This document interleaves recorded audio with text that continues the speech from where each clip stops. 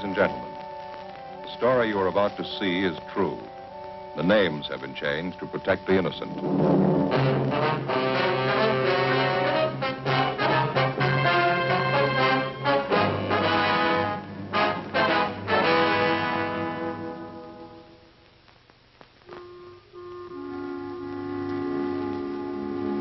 This is the city. Los Angeles, California. I work here. I'm a cop.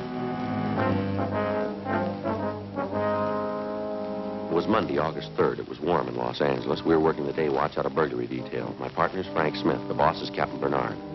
My name's Friday. A rash of burglaries had broken out in the city. Homes had been broken into and stripped of their furnishings. There was no lead on the criminals.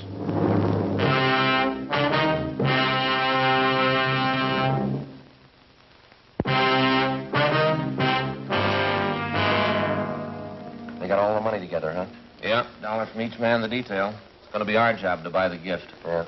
When's Angus going to get married? Next Sunday. We haven't got too much time. I don't know why we always have to pick out the gifts. Well, somebody has to do it. You got any ideas what we ought to get him? Well, I talked to Faye over the weekend. She thinks it might be nice if we got him something to start housekeeping with. Maybe some nice kitchenware or table lamp. I don't know if we'd have enough dough for a good lamp. Oh, they might like a bedspread. You can always use them. Maybe a nice wool blanket. Oh, I don't know, Joe. You got to be careful about those personal things. Well, what do you mean? What's personal about a blanket? Well, we don't know much about the girl Angus is going to marry. She might not need it. Excuse me, could you tell me something? What's that? I said, could you tell me something? Well, what would you like to know, little girl? Is this where you come to report about stolen things? Well, now, that depends. You want to come in and tell us about it?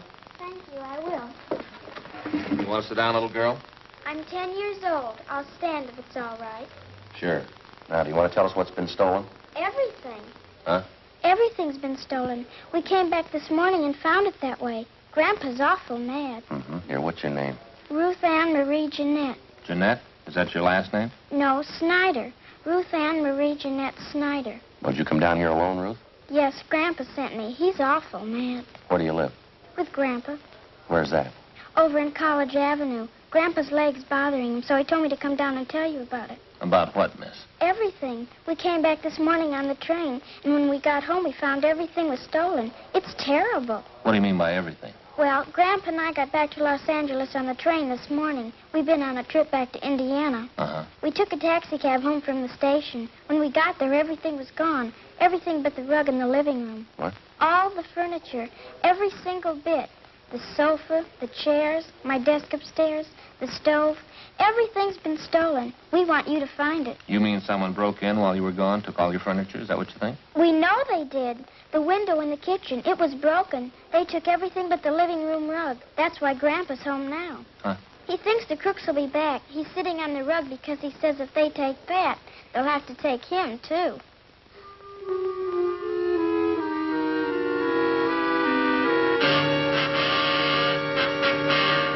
9:45 a.m. Frank and I drove Ruth Ann Snyder back to her home on College Avenue. It was an old-fashioned wooden frame structure a few doors up from College Avenue and Everett Way. Ruth Ann showed us inside and introduced us to her grandfather, Mr. John H. Snyder, age 78. He told us that a year ago, he and his wife, Ruth Ann's grandmother, had come to California from Indiana and rented the house on College Avenue. The grandmother had fallen ill and passed away suddenly 3 weeks ago. He and Ruth Ann closed the house and took the body back to Indiana on the train for burial. On their return that morning, they found the house stripped of every piece of furniture. We checked room by room, listed the missing articles, and then we put in a call for a man from Leighton Fingerprints. Do you happen to know the serial numbers of your home appliances, Mr. Snyder? No, sir. I've lived with most of the furniture for 40 years. You know, you get to know the things you own in 40 years. I know what was in my room, Sergeant. My desk, my table and chair, the bed, the curtains. They took everything. How about the estimated value of the furniture, sir? What would you say it was worth? Dollars and cents? I don't know. What's a house full of furniture worth to anyone? Guess everybody puts their own value on their things. Yes, sir. Solid walnut dining set as our wedding present. Mahogany front room table, that was solid, too. Cost money in their day. All gone. Were there any liens on the furniture, sir? How's that? I mean, did you owe anything on the furniture? Any trouble with the finance company or anything like that? We didn't even know what a finance company was when the wife and I was married. Sad enough trip as it was. And Ruth and me get here this morning, and everything's gone. All we own. Ruthie, Yes, Grandpa? where the thieves broke in, would you show the officers? It's over here, officer.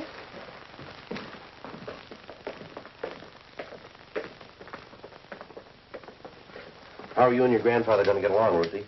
Grandpa says we'll buy 2 cots for tonight. Army surplus. No stove to cook on. We'll have to eat out. Mm-hmm. Maybe we'll have to go back to Indiana. Grandpa doesn't have much money. He's on a pension. Here's the door. You can see what they did to get in. Windows broken. Yeah. Mm-hmm. You'll find the crooks, won't you, Sergeant? Well, we're going to try, Ruthie. We better have the crime lab check this. Yeah. How about the neighbors? You know them well? I know who they are. I don't know any of them good. They're not very friendly. Mm-hmm. Well, we'd like to ask you and your grandpa some more questions, Ruthie. All right. I don't know what I'm going to do when school starts. They stole all my stuff, even my composition tablets. They didn't have to take those. What grade you in? I was in the A5. I will be in the B6. Why would they take my school things? I don't know. You see how they got in back there? Yes, sir, we did. By any chance, did any of your neighbors know that you and Ruth here were going away? Well, I didn't mention it, no. Then no one kept an eye on your house while you were gone. Oh, I didn't figure it was necessary. Might have helped. I just remembered, Grandpa. Mrs. Merton. I told her we were going away. Who's that, Ruth? She runs the store down at the corner, the bird store. What? She sells canaries, other kind of birds, too. Mrs. Merton's her name. Store's right down the corner. And you figure she's the only one who knew you'd be gone from the house for some time? Must have been the only one. All right, Mr. Snyder, we'll be back to see you later on. Here's our card. We'll see if we can't do something to help you out. Smith, Friday, burglar detail. All right. Thank you, boy. Ruth will show you to the door. Yes, Grandpa. Goodbye, sir. Goodbye. Oh, say there. Yes, sir? I guess you understand. I'd like to apologize anyway. I just couldn't do it. What's that, sir? Offer you a chair.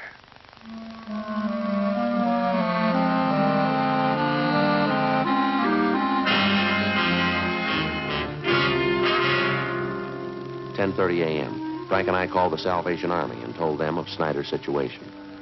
Then we went down the street to the store at the corner of College Avenue and Everett Way. The sign on the window said Mrs. Merton's Birdland. Manager, Agnes Merton. We tried the door. It was locked. A penciled note taped on the glass read, "Be back at 1 p.m.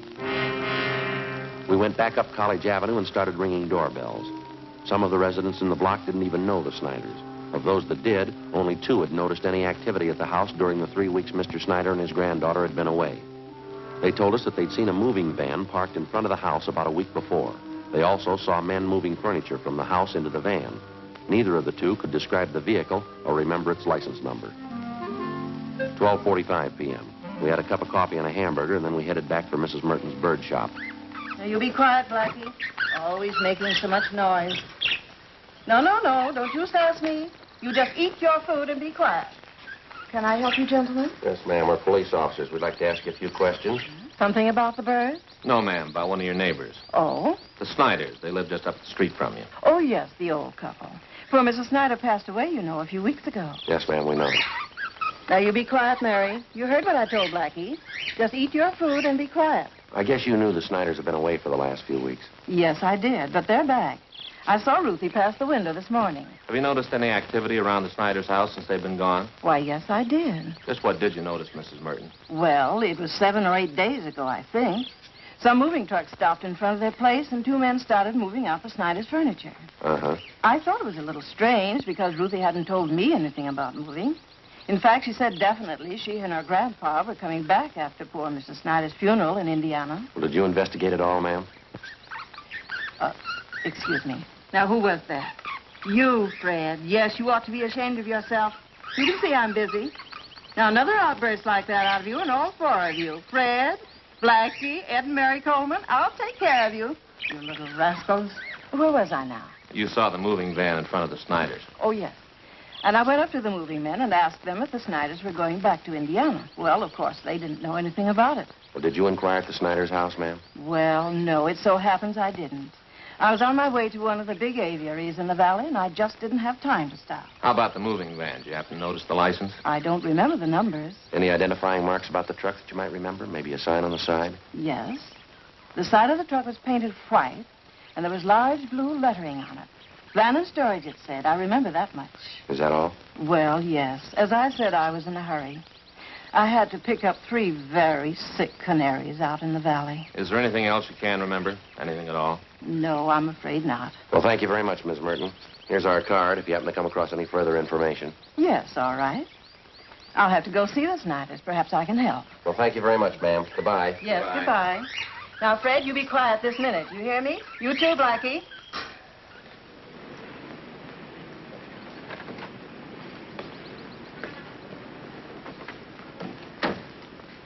Not much help in there. Not much. Gave me an idea, though. Yeah, what's that? The wedding present for the Anguses. Huh? Maybe 2 lovebirds in a nice cage. You suppose she'd sell Fred and Blackie?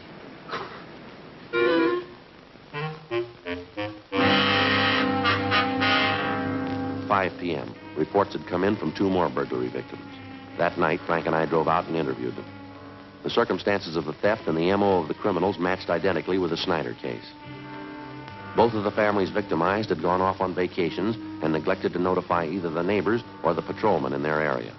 Both had allowed newspapers to collect on their doorsteps in their absence and otherwise left signs that their homes were vacant. In both cases, the thieves had forced an entrance through a back door or a window, stripped the house of every last piece of furniture, and either hauled it away themselves or hired someone to do it for them. Again, the neighbors saw the moving vans, but none of them were able to definitely identify the vehicles or their license numbers. 8:45 p.m. Before we went home, Frank and I checked back in at the office. One of the others assigned to the case, Jim Angus, wasn't having any more luck than we were. I guess we're going to have to try harder, that's all. Done about everything we can so far. We started checking the movers around town, the transfer companies. Leighton Prince come up with anything yet? No luck. Hope we get this thing washed up before my wedding. Just hate to get called back for my honeymoon. Yeah. It's one of the lousiest rackets we've had since I came on this detail. Whole house full of furniture, everything a family owns. How about an outlet for all the stuff that's been stolen? The thieves can't be sitting on it. Pawn shop and second-hand details have been alerted. They're checking regular outlets, auction houses, second-hand places. Nothing yet. What about some kind of preventive idea? At least slow them down. Well, a good dose of publicity on the thing might help. If only people wouldn't keep it a secret when they're going away. The neighbors aren't alerted. That's why a lot of them didn't think much of it when they saw the moving vans parked at those houses. The drawn blinds and the papers on the doorsteps didn't help much either. It's an open invitation. Maybe we ought to see what we can do on the publicity end. We've had one campaign on this already. Burglary, Angus. Yeah? Uh-huh. What's the address? Okay, I got it. Thanks. Another one. Huh? 63R just called it in. Family back from vacation. Furniture all gone. Here's the address. Thanks. Guess we better get on it right away, huh? Yeah. Well, maybe we can get more help on this tomorrow. Reynolds and Medina will be free. Maybe the captain can spare them. Yeah, good idea. Check you later, huh, Jim? Right, see ya. Sergeant Friday, you remember me, don't you? Mrs. Merton? Oh, sure. The bird store. How are you? Oh, I guess everything will be all right now. How's that? I saw it today on Olive Street. What's that? The moving truck that came to the Snyders. That's the license number.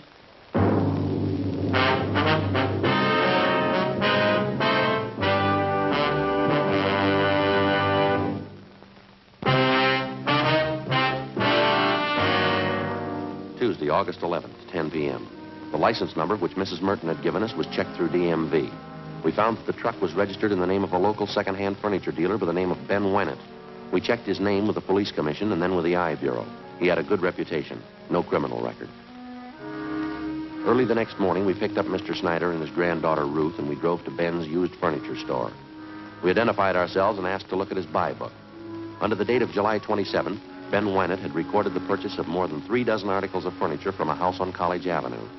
The address was that of the Snyders. A man and a woman, Sergeant. They said the company he worked for had transferred him to Boston. Told me he had to get back to take over his new job. Would you recognize the people if you saw them again, Mr. Wynant?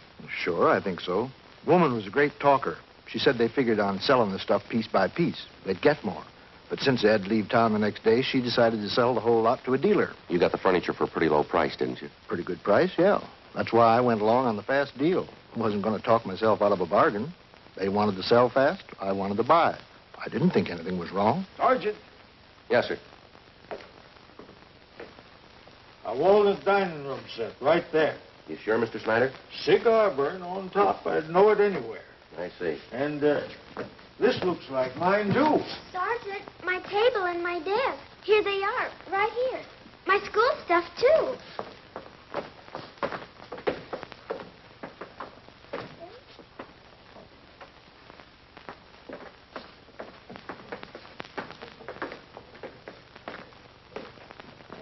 Well, they sure stuck me all right. The last fast deal I'll ever make. How'd they contact you, Mr. Wynant? What kind of approach they use? Called me on the phone. I came out and gave him an appraisal on the stuff. Nothing suspicious about either the man or the woman. That's so? She was in a house dress, bandana around her head. The guy was in old clothes, just as homey as you please. It looked like he was doing a little repair work around the house, you know. Did you notice if they had a car parked for the house? No, as a matter of fact, I didn't. There wasn't any in the driveway. The woman said they had other business to wind up. So if they weren't at the house when I came back with the van, why, she'd leave the back door open for me. I guess you realize we'll have to place a hold on this furniture that you bought. Yeah, I know. Got nobody to blame but myself. You gave this man and woman a check for the full amount of the sale, is that right? $550 down the drain. Do you have the canceled check? No, not yet. If you like, you can probably get it from the bank. Don't imagine those crooks would waste any time cashing it. We'd appreciate it if you'd run down to the bank with us now. Okay, Sergeant. I'll have to get somebody to mind the store. I'll meet you down there. Fine. Sergeant, I wonder if I could speak to Mr. Wynant. Sure, go right ahead. Mr. Wynant, Yes, sir? I'm sorry about all this. I didn't know. Mr. Wynant, you buy furniture, don't you? Yes, sir? What do you give me for 2 Army surplus cots?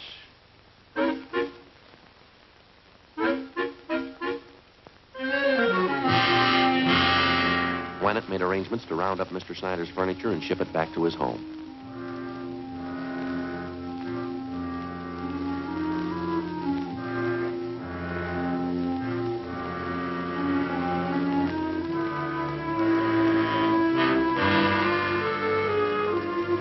We met down at his bank where he recovered the canceled check for $550. The endorsement read, Mr. Thomas Butterworth. According to the bank teller who waited on them, the suspects had cashed the check shortly after the sale of the Snyder's furniture. From the second-hand dealer and the clerk at the bank, we got a complete description of the man and woman known as Mr. and Mrs. Butterworth. We also had photostatic copies made of the check and specimens of the handwriting from the endorsement. From their descriptions, we checked the suspects through the stats office. We got nowhere. During the next 2 weeks, we found 6 more second-hand dealers who'd been taken in on the same furniture deal. The description of the man and the woman matched, and so did the handwriting in the endorsements on each check. There was only one variation. The couple went under a different name on each occasion. Wednesday, August 26th, 9 a.m. 12 cases like this to date. That what you got? That's it. Got their description, M.O., handwriting. Still can't reach them. Those thieves have been freewheeling for a month now. What's it going to take to stop them?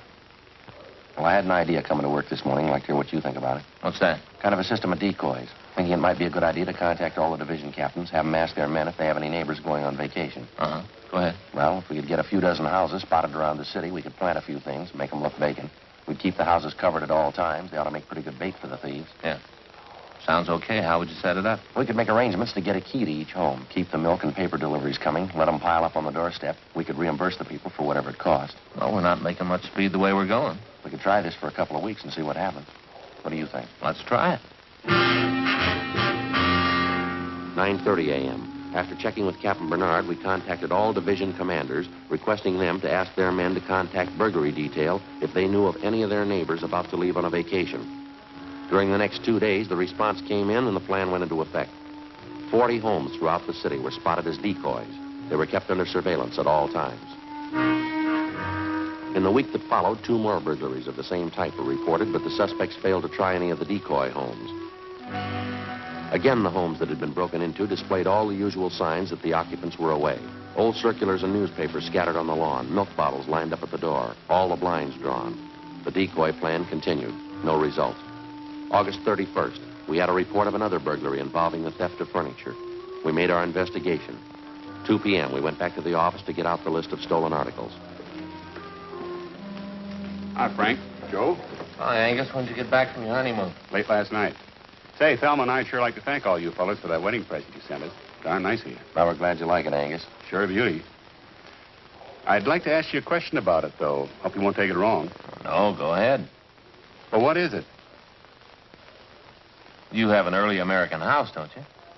Yeah, that's right. Well, it's an antique. Yeah, I know that. It's an automatic apple peeler. One of the first ever built. Oh. Sure. Thanks a lot. I get it. Burglary Friday. Yeah, where? Yeah, I got it. Right away. Thanks. One of the decoy houses. Yeah. We got a bite.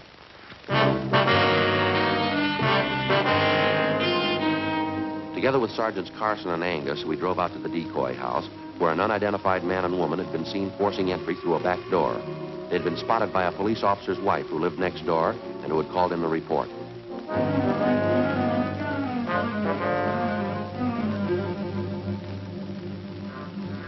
We parked down the street from the decoy home and we waited. 5 minutes passed. We saw a woman come out to the porch of the house, look up and down the street, and then go back inside. A few minutes after that, a man in a tan Ford pulled up in front of the house. He got out and entered through the front door. I called communications for a make on the car. 1K80 to Control 1. 1K80 to Control 1.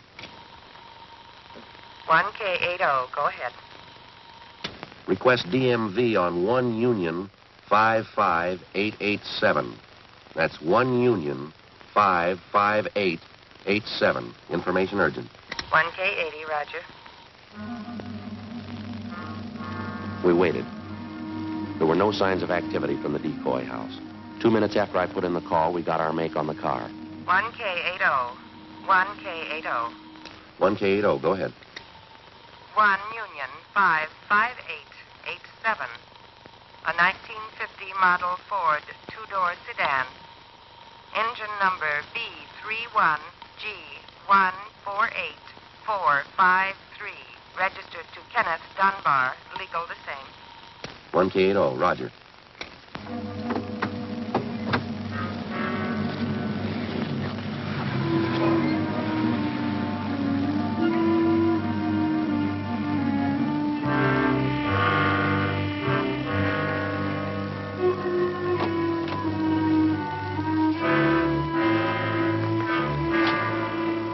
A few minutes after the call back, a moving van drove down the street and backed up in front of the decoy house. 2 men got out, went up to the front door, and they were let in.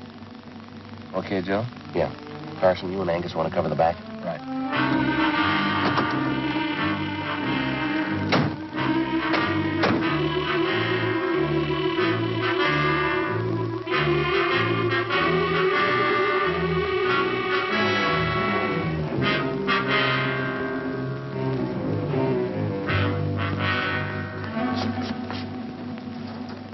Yeah, you want something? Police officers. Ken, the cops are right here! Hey, wait a minute, wait a minute. Let go of me, let me go! All right, lady, relax, will you? Oh, look at him, the big stoop. I told him it couldn't last forever. I told him a week ago, let's get out. No, he had to try once more, the big dumb stoop. All right, lady, let's go. We'll take him, Angus. Get... You better get that shirt fixed. Huh? Come on, lady. Yeah.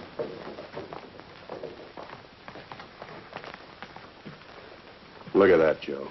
Lipstick all over me. Uh-huh. Doesn't look very good, does it? No, it doesn't. What are you going to tell your new bride? I got nothing to hide. I'll tell her the truth. Mm-hmm. Why not? She'll believe me. Won't she, Joe?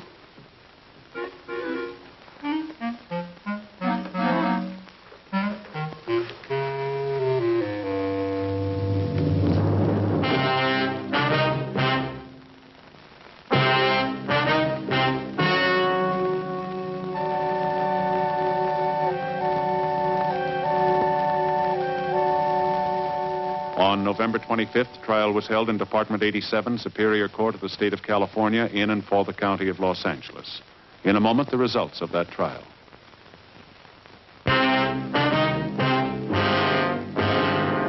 The suspects were tried and convicted of burglary in the second degree, 15 counts. Burglary in the second degree is punishable by imprisonment in the state penitentiary for a period of not less than 1 nor more than 15 years.